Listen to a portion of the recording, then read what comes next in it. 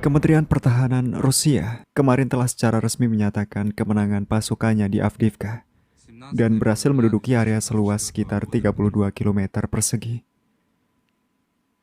Pertempuran itu serius dan sengit.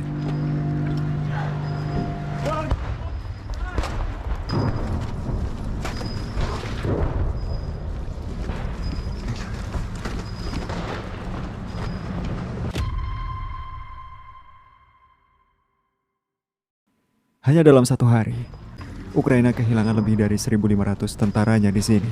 Beberapa terpaksa menyerahkan diri. Yang lainnya justru bersyukur atas penangkapannya, seperti pria tua ini.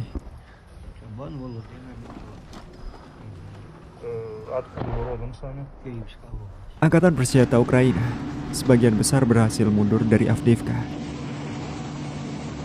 meninggalkan senjata dan peralatan militer mereka di sana.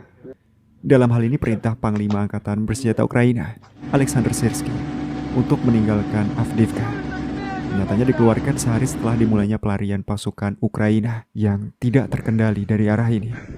Dan perlu diketahui bahwa keberhasilan tentara Rusia di Avdiivka sebagian besar disebabkan oleh salah satu komandan baru mereka yang sangat menjanjikan, yaitu Kolonel Jenderal Mordichev, di mana ia sebelumnya juga ikut memimpin pasukan Rusia dalam pembebasan Mariupol.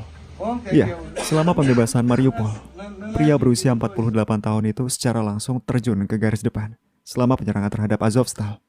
Dan sekali lagi, ia dengan sangat kompeten telah membuktikannya di Avdiivka. Dalam hal ini, Putin secara khusus mengucapkan terima kasih kepada jenderal berusia 48 tahun tersebut. Dan tentu, kepada seluruh prajurit yang telah berjuang di garis depan. Penangkapan Avdiivka memiliki peran yang sangat penting bagi pasukan Rusia. Mereka kali ini telah berhasil menciptakan ruang operasionalnya yang memungkinkan mereka dapat melakukan tindakan ofensif di seluruh garis depan, mulai dari wilayah Kherson hingga Kupiansk. Penguasaan kota ini pada akhirnya akan menjamin keamanan bagi warga Donetsk, ibu kota DPR, dari tembakan artileri rutin Angkatan Bersenjata Ukraina yang selama ini menghantui mereka. Jadi, penduduk Donetsk saat ini dapat tidur dengan cukup nyenyak. Selain itu, Avdiivka nantinya juga akan berperan penting sebagai pusat transportasi bagi pasukan Rusia. Sementara bagi Ukraina, hilangnya wilayah berbenteng mereka ini merupakan pukulan yang tentu menyakitkan.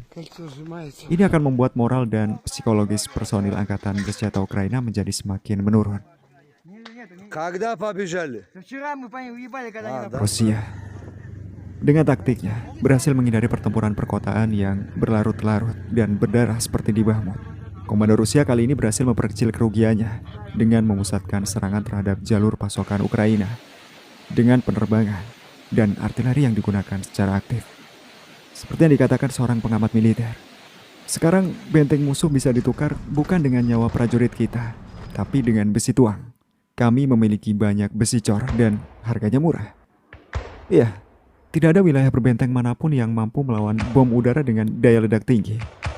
Situasi tersebut bahkan menjadi salah satu alasan Menteri Pertahanan Ukraina, Rustem Umerov, mengumumkan penarikan pasukannya dari Avdiivka.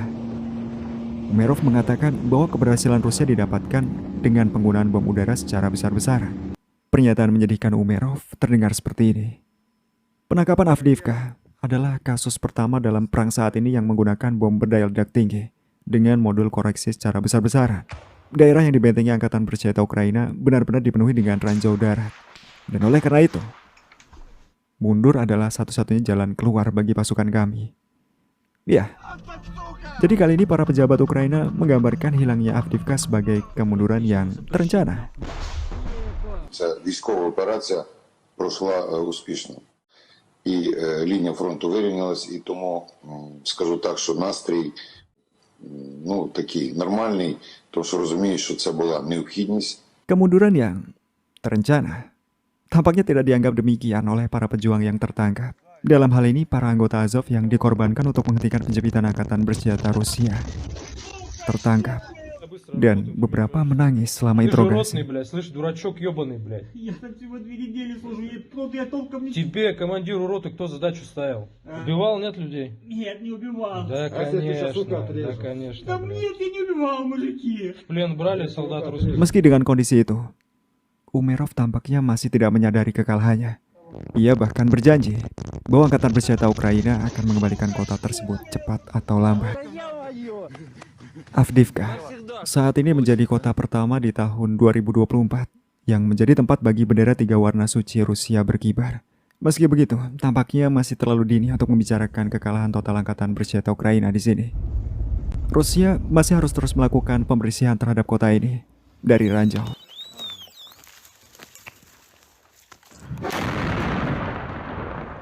Dan militan Ukraina yang masih bersembunyi di pabrik kokas dan kimia Avdiivka untuk mencegah mereka sadar dan mendapatkan pijakan kembali di kota ini. Percakapan pertama juga terjadi antara penduduk setempat dengan tentara Rusia.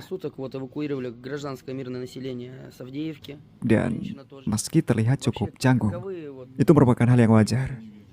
Mereka tampaknya sedikit terkejut dengan begitu cepatnya kedatangan pria-pria Rusia ke tanah mereka. Selanjutnya setelah Avdiivka, tentara Rusia memiliki peluang besar lainnya untuk melanjutkan kesuksesannya. Dalam hal ini, mereka dapat mengepung pasukan Ukraina di Torets.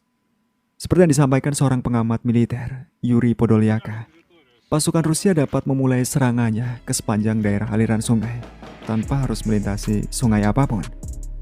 Di saat yang sama, yang tidak kalah pentingnya, unit Rusia harus bergerak dari atas ke bawah sampai ke Druzhkovka.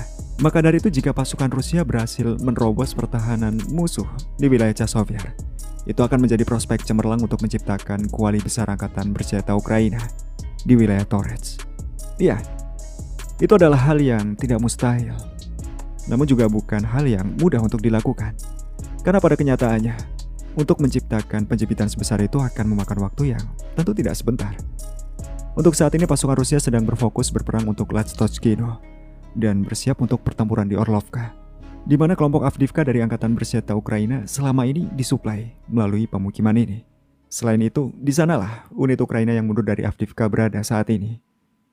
Rusia akan terus melakukan pengejaran dan Ukraina tampaknya masih akan terus meratapi wilayah-wilayahnya yang hilang satu persatu.